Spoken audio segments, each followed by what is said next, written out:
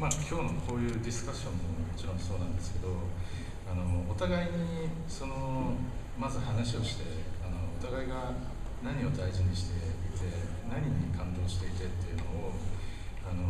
話し合うことがまず必要だし、そしてできれば一緒に作品を作っていくっていうことが最終的にはできたらすごく面白いなっていうふうに思ってて、例えばデウス X だとファイナルファンタジーのムービーをずっと作ってたビジュアルワークスっていうところがそこを作ってて、で実際僕は彼らと、ずっと長く仕事をしてきてるんですけど、ファイナルファンタジー主にムービー部分を、作ってたんですけど、今回のデウス X の彼らが作った映像を見たときに、そうですね、もう今まで全く見たことがないような映像を作ってきたんですよ。それを見たときに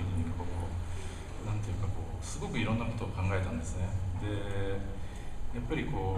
彼らが僕が見たことがなかったなんていうのかなその能力をそこで出せたっていうことはやっぱりまずコラボレーションとしてはものすごい成功だったんだろうと、そういったことのやっぱり積み重ねがすごくやっぱり自分自身に期待したいなというふうに思ってるし、そういうクリエイターが今まさに生まれてきてるというふうに思っています。早く彼らと一緒に仕事がしたいです。With Jonathan in that I think that more and more artists are going to continue to emerge that has this kind of a hybrid skill of influences, and I think what's important is for them to keep the integrity of what's important and what resonates with what they're creating. And the point that brings up is that creating something together, collaborations are going to become much more and more important and something that I'm interested in. For example, the Visual Works, who creates trailers for Square Enix, mainly the Final Fantasy series, created the trailer for Deus Ex, and when seeing that movie, it was such a shock because having the different style,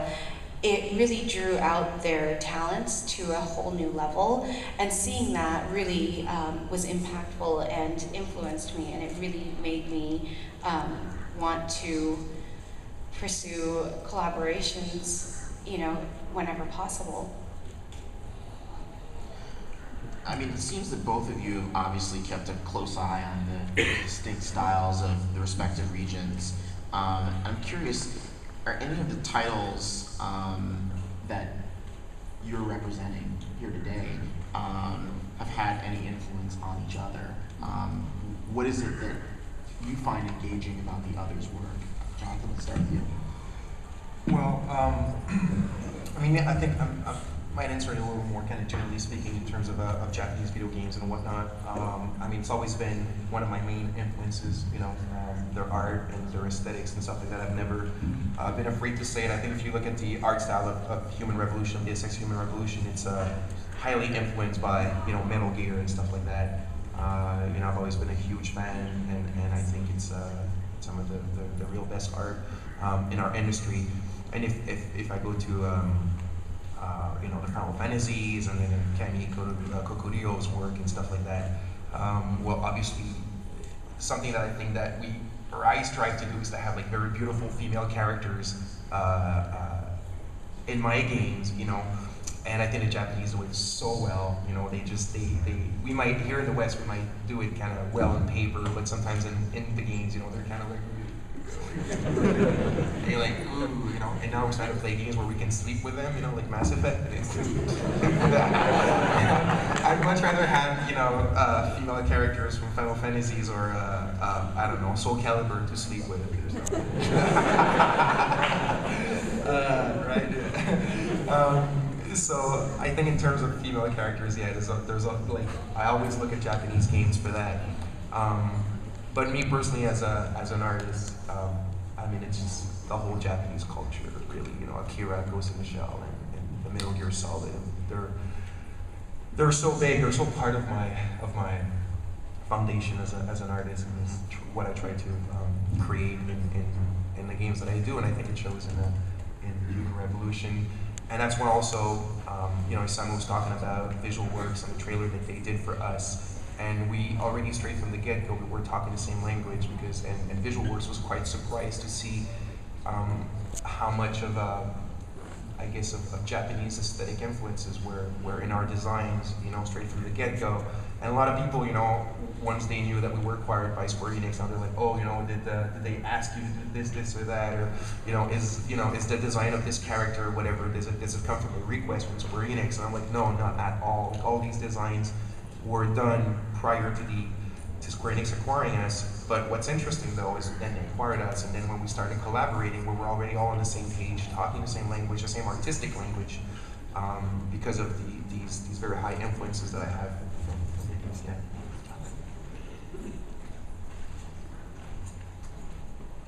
Samu, how about you? Whether it's games like Deus Ex Human Revolution or others,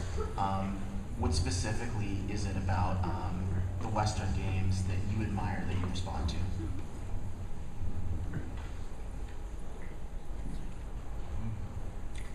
そうですね、まあタイトルだとそのやっぱりこう、レッド・デッド・リデンプションであるとかオブリビオンであるとかっていうのがすごくこうそういうそのオープンワールドで表現されるRPG ってすごい大好きなんですけど、やっぱりそうですね、そのテクノロジーの部分で今その西洋のタイトルっていうのは本当にその日本のゲームの先を進んでて本当にこう今までこう作れなかったような現実感のある遊びっていうのが本当にそこに表現されてて、まあ、僕らもそのなんですかね、その例えばこう自分の作った世界観であるとかキャラクターであるとかっていうのをそこに置き換えて考えるだけでも本当にこう興奮してくるというか、だからすごくこうそのゲームのその根本の部分っていうところをその考えるときにもう一番最初からもうそのやっぱり西洋のゲームの存在っていうのをやっぱり意識しますし、これからもそのそれはずっと続いていくのかなっていうふうに思ってるんですけど、やっぱりこうその僕らもそのずっとそのテクノロジーの部分っていうのはとにかくこう一生懸命今もその追いつこうとして作っていってるんですけど、そのなんだろう僕らが本当にこう大事にしたいこととかその失いたくないものっていうのがやっぱりこうきっとあるんじゃないかなっていうふうに思ってて、今は本当にそのそういったところをこうもう一回こう考え直すというか、少し遠回りをするかもしれないけど、そのやっぱりこう、東洋のゲームとしてこう本当にこう大事にしたいものっていうのは何なんだろうっていうのをすごく考えながら彼らの作ったゲームっていうのをやっぱり見てい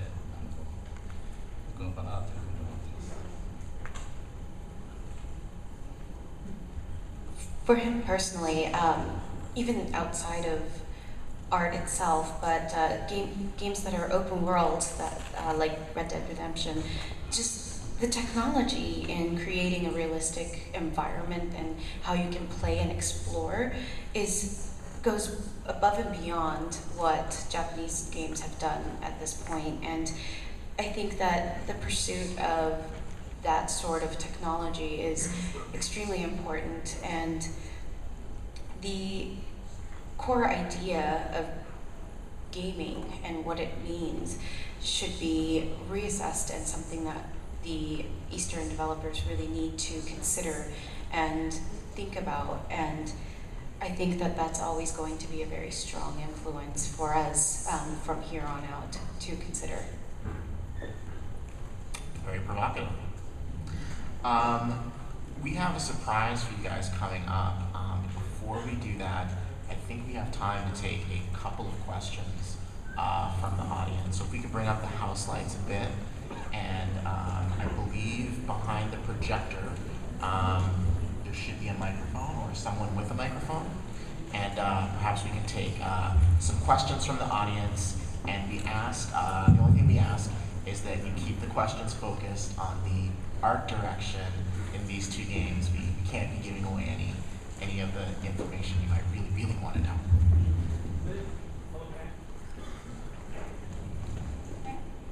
Yep, you can line up here if you have any questions.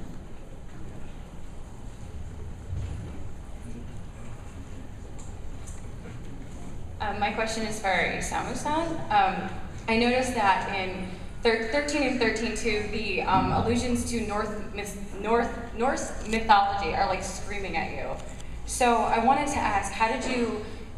use that mythology and that aesthetic in designing 13 and 13-2? You have Lightning and Kaya's now sporting feathers, and she sort of looks like a Valkyrie, and you have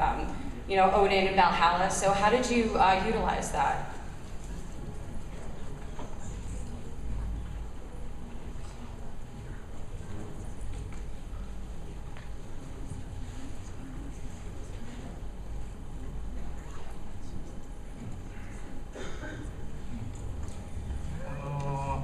そうですね、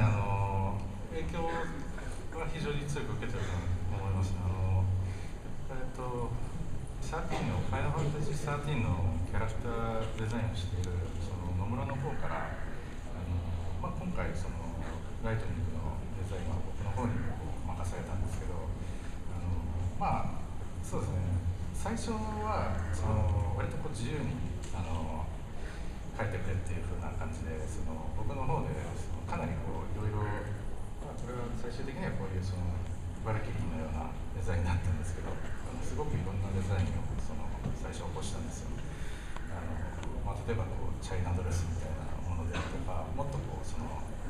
なんていうんでしょうかね、未来的なものであるとか、最終的にはやっぱりおっしゃる通りその作品の神話のようなそういった世界観を表現するっていう意味で今のようなデザインになったっていうふうに思ってます。そういう指示がありました。You're absolutely right. There is a strong influence that we draw from the Norse mythology, and the original character designs were created by Tetsuya Nomura, but he had asked Kamiko Kuryo-san to design Lightning for 13-2, and when doing so, there was various different designs that was considered even something that's extremely futuristic to even something that resembles a China dress. But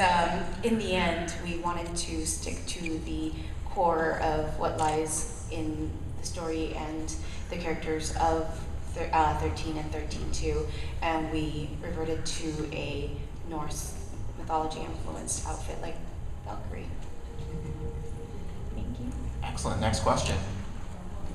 This is for the Final Fantasy grid. I know a lot of the Final Fantasy games, especially the ones that come out, take influence from not just Japan or America, but from various parts of the world. So I want to know, when creating like the environments from the game, did you take it, from Japan, from somewhere around the world, or from a mixture of different parts of the world,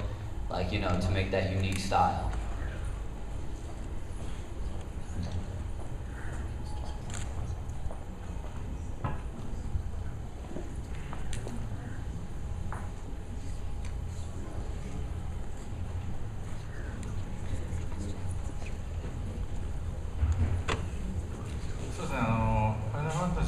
の時はやっぱり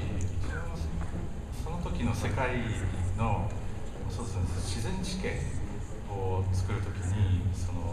アメリカの方に来て本当にアメリカのワシントンから入って最後のサンフランシスコまでずっと車で縦断してですねこの国にあるさまざまな自然公園とかそういったのを見てそれをすごく作品の中に使ってますね。で13-2の